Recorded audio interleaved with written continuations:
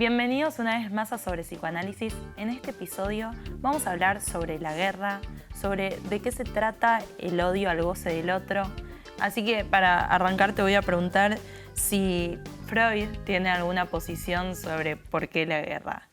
Bueno, hay unas cartas entre Freud y Einstein porque en 1930, creo que en 1932, con el clima enrarecido en Europa, ante la posible avanzada fascista y una nueva guerra, habría un clima enrarecido y dos grandes de ese tiempo, dos grandes pensadores de ese tiempo, Einstein le pregunta a Freud, ¿por qué la guerra? Si es evitable la guerra, ¿qué se puede hacer? ¿No? Porque Freud como conocedor del humano, ¿no? Entonces Freud le responde que hay algo en la violencia que es ineludible, porque él dice así,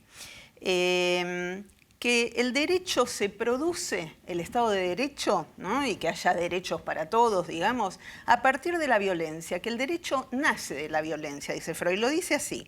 Dice que hay un recurso de transferir el poder desde la comunidad a una unidad mayor que se mantiene cohesionada por ligazones de sentimiento. Es decir, que entre todos transfieren, ¿no?, a un grupo, a sus representantes, para que eso mismo haga, haga función de que haya derecho, pero que se relacionan entre sí. No hay derecho si no hay violencia, ¿no? Con esto un poco nos sorprende Freud diciendo esto. Entonces, de alguna manera, su contestación a Einstein no es no hay violencia, sino que la hay que ir haciendo algo con eso, hay que con eso trabajar para que esté el derecho. De hecho, las leyes van surgiendo a medida que van pasando cosas que requieran de una ley para regular eso que pasó. No es que se te ocurra una ley antes de que suceda, entonces es como quizás es que sucede esa violencia o algún acto que requiera decir, bueno, vamos a poner una ley para regular esto. Claro, entonces, no al revés. Claro, me parece que sí, que se trata de eso, como tener un Estado de Derecho implica, ¿no?, que la violencia se regule y que, bueno, hacerse cargo y transferir a quienes van a regular la violencia. Así que esto que vos decís, sí, me parece así, efectivamente se van haciendo nuevas leyes en función de eso, ¿no? Porque Freud va a decir que se preserva incluso la propia vida destruyendo la ajena, que hay algo de esto, y que entonces hay algo de la pulsión destructiva que es inherente a la vida y que, bueno, eso el derecho trata de regularlo, todo el tiempo regularlo para que eso no se transforme en violencia directa, ¿no? Como que naturalmente las personas, los humanos, tuviéramos como esa pulsión de muerte y esa cuestión violenta.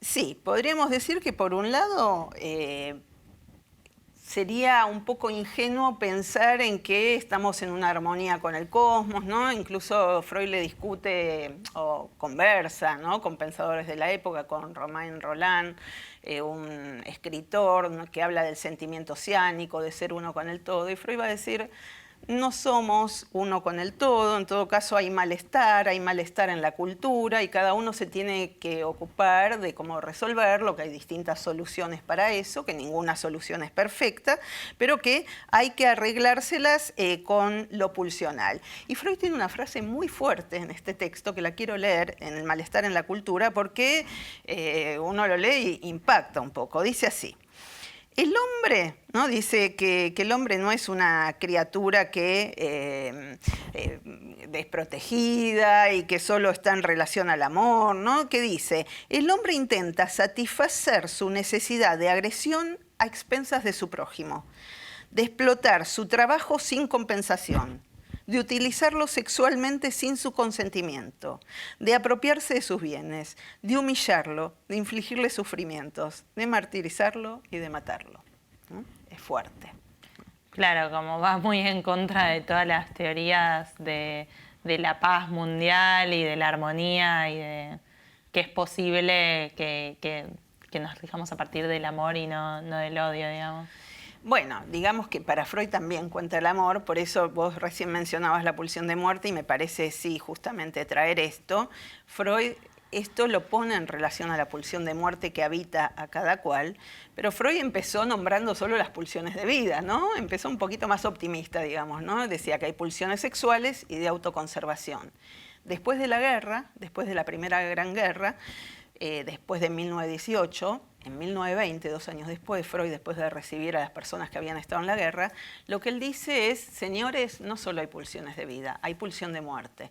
Entonces, engloba en las pulsiones de vida las yoicas y las sexuales, y va a decir, la pulsión de muerte es como lo más originario, es lo más radical, y lo que va a decir es que hay una lucha entre la pulsión de muerte, que va a volver a lo inanimado y puede llevar a lo peor, por ejemplo, la pulsión de muerte desatada en una toxicomanía, ¿no?, que va a la muerte, a lo mortífero, pero que la pulsión de vida está todo el tiempo tratando de ligar, mezclar y que eso no vaya a lo más crudo, con lo cual las pulsiones de vida también tienen lugar, ¿no?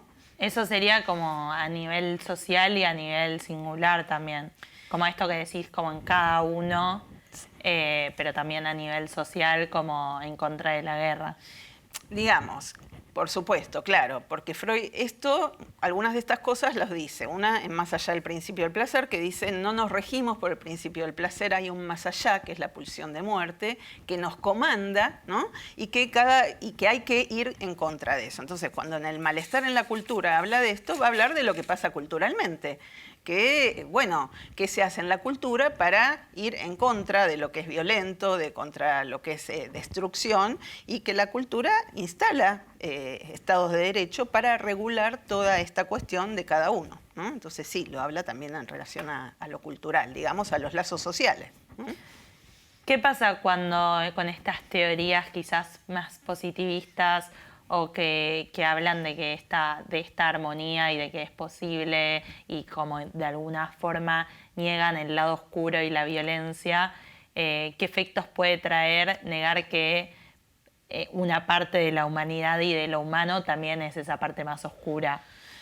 Bueno, quizás Freud diría que Lacan, incluso de algunos colegas post-freudianos, un poco se burlaba de ellos diciendo son la pastoral psicoanalítica, ¿no? Como que cuando se ponían muy optimistas en que se llegaba a un grado de armonía total, decía eso es religioso, ¿no? No es de lo humano. Lo que podría decir es más quizás a nivel singular, esto de que hay algo donde Freud dice que para constituirse el sujeto hay un primer movimiento de dejar el yo placer, que sería lo placentero adentro, y lo que es displacentero afuera, ¿no? Y como amenazante y ajeno, que es un movimiento constitutivo del sujeto, ¿no? Que esto está en el origen de la constitución. Entonces, digamos que hay algo, ¿no?, con lo cual hay que arreglarse de lo que es ajeno, de lo que amenaza, de lo que es el odio, y cada uno se las tiene que arreglar con eso. Yo diría que cuanto más se rechaza eso, menos dejarlo entrar por la puerta, más entra por la ventana. O hay una frase, ¿no?, el diablo mete la cola, que es decir, si se quiere ser muy santo, el diablo mete la cola. Y por ejemplo, en casos de pacientes, quizás un ejemplo de un paciente que decía, sí, todos me decían, sos tan bueno, tan bueno, tan bueno, que no podían creer que después hiera de esa manera al otro, ¿no? Y no por usarlo en una metáfora acumulativa, ¿no? Como a veces algunas personas dicen, me llené y exploté. Quizás acá para mostrar más el sesgo de, bueno, en esto de tan bueno había algo de lo malo no admitido para él. Algo como medio reprimido. Podría ser, digamos, algo de lo cual no se quería enterar él, no se querían enterar los otros, y que a veces le causaba herida a sí mismo, que se empieza a dar cuenta que eso le hace muy mal, pero a veces también hería al otro. Entonces, bueno, quizás dejar entrar algo de eso, de esa opacidad, de eso que no siempre amamos tanto al otro o a nosotros mismos, bueno, es poder trabajar eso y arreglárselas con eso, ¿no? Y ver de qué manera, ¿no?, ir haciendo con eso. Y a nivel social también sería... Bueno, a nivel social quizás también podríamos pensar, ¿no?, que alojar, porque bueno, hay algo, no me voy a meter mucho, pero Freud, quizás lo menciono, quizás en otra oportunidad podemos adentrarnos más, pero Freud dice que el mandamiento cristiano de amar a tu prójimo como a ti mismo tiene un reverso muy complicado. Es más, avanza con algunas cuestiones que se dicen en la Biblia y es también amad a tus enemigos. Entonces Freud pone en cuestión esto con el prójimo, no porque al prójimo hay que odiarlo, porque Freud no dice esto, pero dice... puede traer un reverso muy complicado. Y sabemos que a veces algunas cuestiones tuvieron un reverso muy complicado. Por ejemplo, la Inquisición, la hoguera para el que era diferente. Entonces esto de tanto amor, bueno, más bien ver cómo arreglárselas con la diferencia. Esto quizás se podría profundizar más en Freud y Lacan. Como esta pretensión de somos todos iguales y nos amamos y amor y paz, sí. Es como, sería un poco no ver las diferencias o las... Sí, algo de eso, porque amar a tu prójimo como a ti mismo implica que el prójimo sería igual a uno. Ni uno, ¿no? Desde el psicoanálisis, uno mismo está dividido, es un sujeto dividido, ni uno es tan igual a sí mismo y tiene sus propias opacidades y no es transparente, ¿no? Desde el psicoanálisis lo pensamos así, entonces poner al prójimo en este lugar de que es igual a uno, ni uno con uno mismo siempre es tan amable, tan bueno, entonces... Bueno, a veces, ¿no? Empujar mucho a eso, el reverso feroz, o sea, lo que no entró por la puerta, entra por la ventana, quiere decir que a veces cuando no se le da lugar a ver qué se hace con esa incomodidad, esa diferencia, eso del otro que no nos gusta, ¿no? Por eso da el ejemplo de este paciente. Siempre decía que sí a todo, decía que sí a todos los planes, decía que sí, trataba de conformar a todos y después vio que eso le hacía mal a él y a veces hacía mal al otro. Entonces, y de una manera un poco... bastante brutal, ¿no? Entonces, bueno, más bien fue trabajar en alojar eso y poder hablarlo, poder hacer otra cosa que después no se le venga como una cosa terrible, ¿no? Y feroz. ¿Qué aporta Lacan para pensar todo esto? Bueno, Lacan también da muchos elementos para pensar esto, porque Lacan ya de entrada habla de que nos habita una extrañeza, ¿no? Una extrañeza que él le da al principio el nombre de cacón, que es una palabra griega que significa desgracia y dolor. Entonces, lo que Lacan dice es que se pone afuera un goce, ¿no? Como algo malo, pero que es algo que no se reconoce en uno y se lo coloca afuera. Entonces Lacan tiene un término que no recuerdo bien si en otra ocasión lo nombramos, puede ser extimidad, que es una conjunción entre lo que es exterior y lo que es íntimo, ¿no? Un término que habla de que nuestra intimidad, o sea, afuera está lo que es íntimo y a veces no reconocemos en nosotros algunas cosas y lo ponemos afuera, ¿no? Entonces que no son terrenos tan separados. Entonces la frase de Lacan, una de las frases que van a esto es que estoy constreñido a reconocer lo más íntimo afuera, ¿no? Que a veces no lo reconozco en mí mismo y pongo lo malo en el otro. Entonces, esto lleva a quizás ubicar afuera lo extranjero, lo que es hostil. Y uno ve, por ejemplo, algunas películas que enemigos íntimos, ¿no? Una película donde se durmiendo con el enemigo. Quizás el más cercano nos puede ser enemigo. El vecino. El vecino puede ser el enemigo, o un paciente que decía, lástima que no puedo separarme de mí mismo, porque si pudiera me separaría, ¿no? Como, bueno, uno mismo a veces es su propio enemigo, que se hace daño, ¿no? Y acá traigo algo de una psicoanalista, escritora, que es Elizabeth Rudinesco, y que ella va a decir algo en relación a esta enemistad que tiene más que ver con lo social, en relación a un libro que se llama A vueltas con la cuestión judía, que ella estudia el fenómeno del odio al judío, de la segregación al judío, por ejemplo, la Inquisición, por ejemplo, el nazismo, ¿no? Distintos brotes en contra del judío llamados de diversa manera.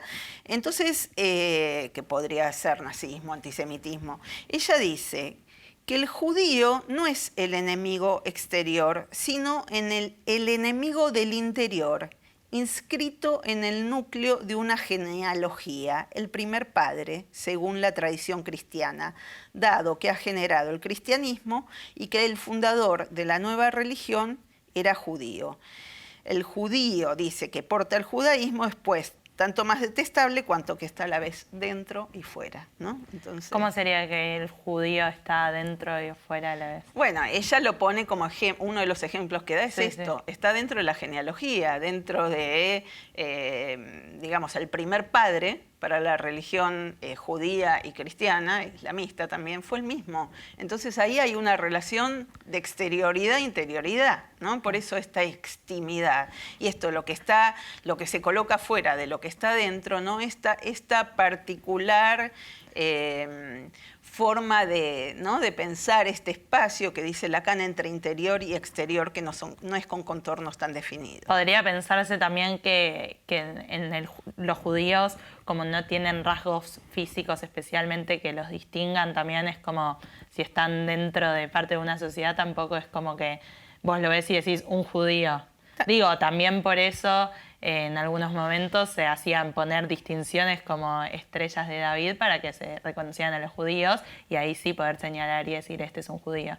Porque si no, de alguna forma también es como no se reconocen. Sí, también podría ser. Bueno, una época en la Inquisición hasta desnudaban a los hombres para ver si tenían hecha la circuncisión, ¿no? Sí, por supuesto. Se me ocurre también como ejemplo de esto que estamos hablando, un ejemplo muy tonto, pero es por ejemplo cuando se juega a la mancha, cuando sos chiquito y jugás a la mancha, uno es la mancha y en ese momento es el enemigo y todos corren para que no los toque, para que no los atrape, pero después, en cuanto esa persona que es la mancha toca a otra, el otro pasa a ser el enemigo y entonces también está esta cosa que me parece re loco porque es como uno es el enemigo, pero ojo, que después el enemigo pasa a ser otro y al mismo tiempo está entre nosotros todo el tiempo y es como que un poco lo que hablábamos con el COVID, de esto de bueno, lo tiene uno, lo tiene otro, es un enemigo que está ahí pero es medio invisible. Sí, como el COVID, sí, que claramente mostró esto del enemigo íntimo, el enemigo que podía estar en la casa, el enemigo que podía estar en el cuerpo de uno, o este médico que era el amigo, el salvador, que cuando venía al edificio pasaba a ser el enemigo. Esto que decís del juego de la mancha está bueno, y además está bueno el nombre, mancha, porque ahí muestra que nadie quiere quedarse con la mancha, ¿no? Y en relación a la mancha es interesante porque en esto que venimos hablando, bueno, lo que dice Rudinesco en relación a los judíos, el nazismo lo que quería era una raza sin manchas, sin mácula, entonces dejaba la mancha fuera. Entonces, ¿quién portaba la mancha que impedía ser raza perfecta? Los otros. Los discapacitados, que hubo una verdadera matanza de los discapacitados, porque justamente hacían obstáculo, hacían mancha a lo perfecto. Y los judíos también, vino como aquello que hacía mancha, ¿no? Entonces, la mancha puede ir trasladándose, pero alguno lo cataliza, lo captura y se pone en el otro. ¿Qué significa el odio al goce del otro?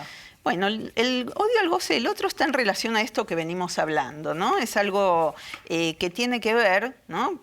Pensado con Lacan, cómo el otro puede volverse amenazante, ¿no? El otro que nos está corriendo con la mancha, por ejemplo.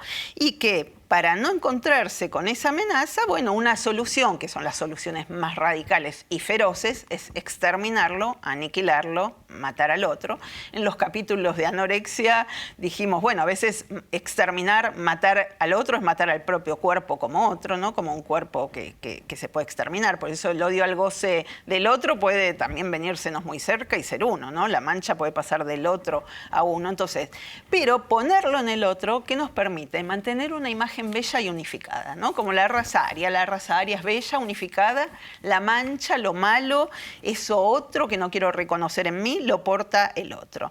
Entonces, más empuje a negar, ¿no?, la radical diferencia del otro, que cada uno goza diferente, que es diferente, que el otro es otro, que nosotros mismos tenemos una otredad, más odio y ferocidad contra el otro y a veces contra uno mismo.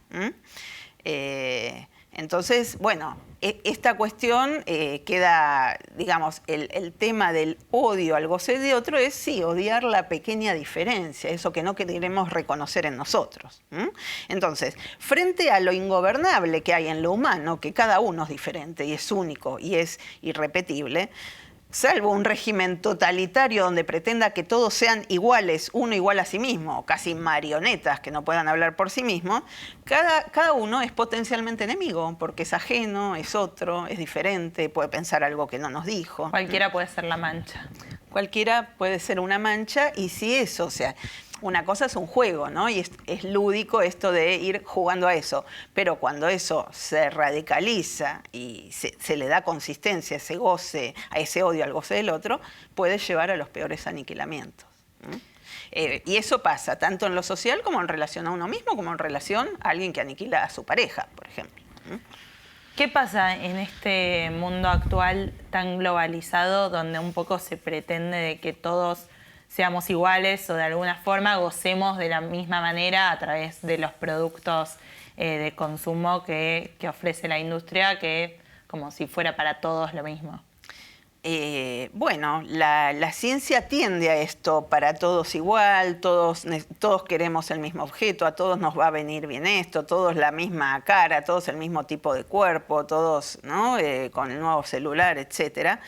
Pero la ciencia en esto de que quizás posibilita en un sentido algo igualitario, también empuja, ¿no?, a que no hay diferencias. Y también la época empuja, ¿no?, en esta época de la tecnociencia, a que no hay imposibles.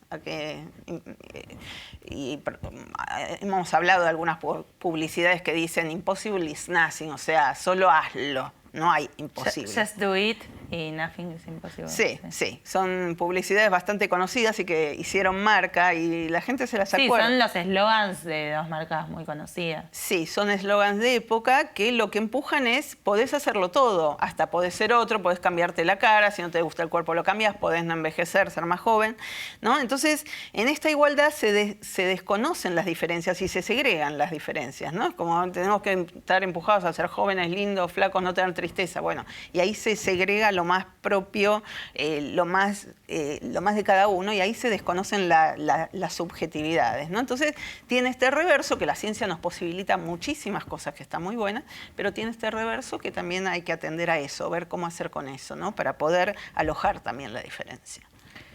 ¿Qué hace entonces el psicoanálisis en contra de la pulsión destructiva? Bueno, el psicoanálisis me parece que apunta a ir contra la pulsión de muerte, ¿no? Y en lo que hace a un tratamiento de psicoanálisis, no acompañamos a nadie a lo peor, ¿no?, o a que se mate, sino a ir en contra de eso, a detener eso, a ir en relación al deseo. Y el psicoanálisis lo que propone en la transferencia ya es un lazo amoroso, un lazo que tiene que ver con el analista, pero es un lazo a su propio inconsciente, un lazo a su propio saber, ¿no? Querer saber qué le pasa, de qué se trata y poder encontrar una solución que es singular.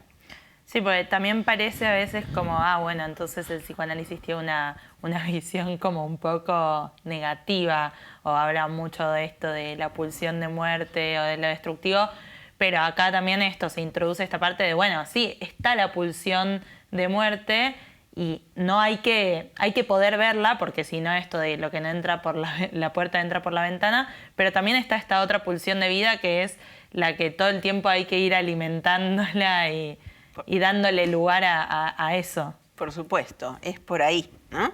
Es más, quizás uno va a otras sociedades, por ejemplo en India, que tienen una cierta trilogía y hablan del dios del avance, de la destrucción y la transformación. O sea, la parte de destrucción está en juego, pero bueno, puede dar lugar a otra cosa. Entonces es un poco, bueno, hacerle la contra al empuje a lo que para cada uno representa la pulsión de muerte, y entonces en ese sentido habilitar, ¿no?, a la propia diferencia de la mejor manera, ¿no?, de la mejor manera posible, ¿no?, a la propia subjetividad, a su propio modo de encontrar soluciones, ¿no?, a su propio malestar, ¿no? Entonces ir por eso, ir en esa vía. A generar lazos también.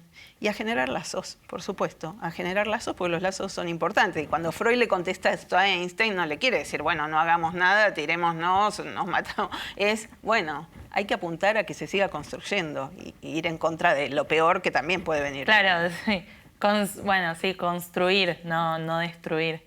Se me ocurre un ejemplo a nivel social que, bueno, ahora hace un poco más de un año ganamos el Mundial en Argentina y eso claramente fue como algo que generó un lazo muy potente entre los argentinos, como que por un rato desaparecieron como todas las grietas y todas las internas y éramos todos a favor de Argentina y todos juntos, y eso también es como que generaba mucho bienestar de alguna forma. Mientras tanto pasaban otras cosas en el país, en situación económica, pero eso generó un lazo repotente. Sí, eso es en un campo lúdico, como es el juego, y es muy interesante porque expresa mucho de lo que hay en lo social. Me hace acordar a que Umberto Eco, ¿no?, un ensayista italiano, lo que dice es, en un momento dice, fue un problema para Italia en tales años, unos 70 años, no tener enemigos porque nos empezamos a pelear entre nosotros. Porque tener el enemigo afuera, el enemigo acá entre comillas lo digo, ¿no?, el rival, ¿no?, querer ganarle al otro, es otro con el cual, respecto al cual medir nuestro sistema de valores, ¿no?, y asegurarnos ¿no?, y poner valor a lo nuestro y mostrarlo.